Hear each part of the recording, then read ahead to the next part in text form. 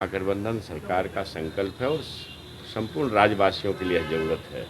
आप सभी महसूस करते होंगे कि गुणवत्तापूर्ण शिक्षा की कितनी ज़रूरत है और गरीब, मजलूम और बेबस आदमी सरकारी संस्थान में ही अपने बच्चों को पढ़ाते हैं। किसी निजी संस्थान में पढ़ाने की उनकी क्षमता नहीं होती है। अब एक शिक्षक को, अगर अभ्यर्थी को शिक्षक बनना है तो जो पात्रता परीक्षा उन्होंने दी है, जैसे ट्रेनिंग किया है, सीटेट, एसटीटी किया है, उन्होंने शिक्षक बनने की योग्यता धारण कर ली। अब जिस तरह से प्रोफेसर लोग बहाल होते हैं तो बड़े ही कठिन पढ़ाई के बाद नेट करते हैं, बड़े ही मेहनत के बाद पीएचडी करते हैं। नेट और पीएचडी करते हैं तो वो प्रोफेसर बनने के योग्य होते हैं, प्रोफेसर बनने के लिए दक्ष होते हैं। आपको नहीं मालूम कि आज के तारीख में बिना पीएचडी किए हुए कोई इंटाइटलमेंट नहीं रखता है, जो यूजीसी का गाइडलाइन है। तो जो मतलब इस ढंग की चीज़ें को हवा देते हैं लोग, उनको ये समझना चाहिए कि हमें आखिर अल्टीमेटली देनी क्या है।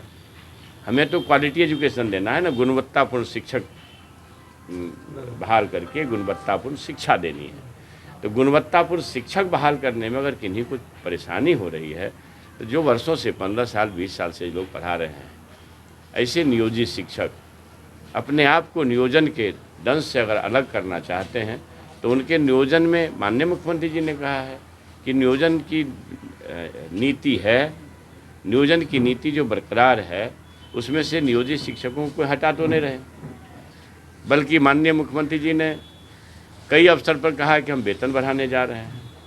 मगर ये तो अच्छा नहीं है ना कि आप शिक्षक हैं, आप बच्चों को पढ़ाते हैं और आप जो पढ़ाते हैं उसी कोर्स में से आपसे कुछ अगर सवाल पूछे जाते हैं और आपको लगता हो कि नहीं नहीं हम सवाल के घेरे में नहीं आए, तो ये ठीक नहीं है।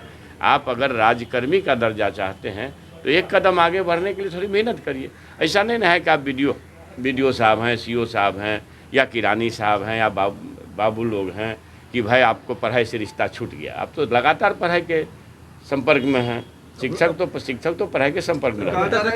इससे क्वालिटी एजुकेशन बेहतर हो पाएगी। बेहतर ना, आप इन्हीं बताइए ना कि क्वालिटी शिक्षक बहाल होंगे, गुणवत्तापूर्ण शिक्षक बहाल होंगे, तभी तो गुणवत्तापूर्ण शिक्षा मिल पाएगी आम लोगों को। इसलिए हमारे राज्य के हित में, माता पिता के हित में, छात्रों के हित में, और फिर सबसे बड़ी चीज़ जो है, ज्ञान की भूमि अगर भारत है तो उसके सबसे बड़े आधार बिहार है। तो ज्ञान की भूमि बिहार है, अहिंसा की भूमि बिहार है, दुनिया को शून्य का ज्ञान दे करके गणित का बोध कराने वाली धरती बिहार है।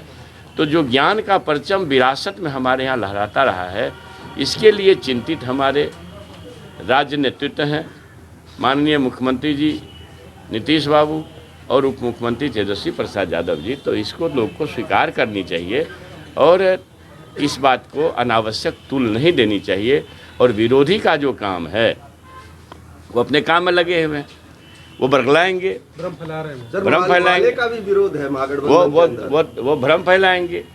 अब एक तो बता दीजिए ना कि संभवतः आप लोगों को ज़्यादा जानकारी हो, जो बड़े नेता हैं बीजेपी के, सुशील कुमार मोदी जी, उन्होंने एक अवसर पर कहा कि वेतनमान भगवान भी नहीं दे सकता है धरती पर। भाई सरकार वेतनमान देने जा रही है, आप बीजेपी के लोग कहते हो कि भगवान भी नहीं दे सकता। दिल्ली से नौकरियां गायब हो गई, भारत सरकार के उपक्रमों को निजी हाथों में डाल करके भारत सरकार के जो बड़े पैमाने पर रेल में नौकरियां दी जाती थी, अन्य जगह नौकरियां दी जाती थी। 2 करोड़ नौकरी का वादा था श्रीमान, 9 वर्ष में तो 18-16 करोड़ लोगों को नौकरी होनी चाहिए थी वादे के हिसाब से। तो नौकरियां कहाँ गायब है? तो जो सरकार आपको देने के लिए 10 लाख का एक पहला चरण है, 2.5 लाख के आसपास की बहाली होगी, हो सकता है ज़्यादा भी हो, और 1.25-2 लाख के आसपास का, लगभग 1,60,000 के आसपास का स्वास्थ्य विभाग में बहाली होनी है। तो जब इतनी बहालियाँ एक साथ लगभग 5 लाख के आसपास, 4 लाख के आसपास सिर्फ 2 विभाग में बहाली होने जा रही है, तो आप राज्यवासी इस बात को गंभीरतापूर्वक लें। ये 10 लाख का एक पहला चरण है, 2.5 लाख के आसपास की बहाली होगी, हो सकता है ज़्यादा भी हो, और 1.25-2 लाख के आसपास का, लगभग 1,60,000 के आसपास का स्वास्थ्य विभाग में बहाली होनी है। तो जब इतनी बहालियाँ एक साथ लगभग 5 लाख के आसपास, 4 लाख ना, 4 लाख के आसपास सिर्फ 2 विभाग में बहाली होने जा रही है। तो आप राज्यवासी इस बात को गंभीरतापूर्वक लें और हमारे जो बेरोजगार हैं वो भी इस बात को गंभीरतापूर्वक लें। अभ्यर्थी तैयारी करें।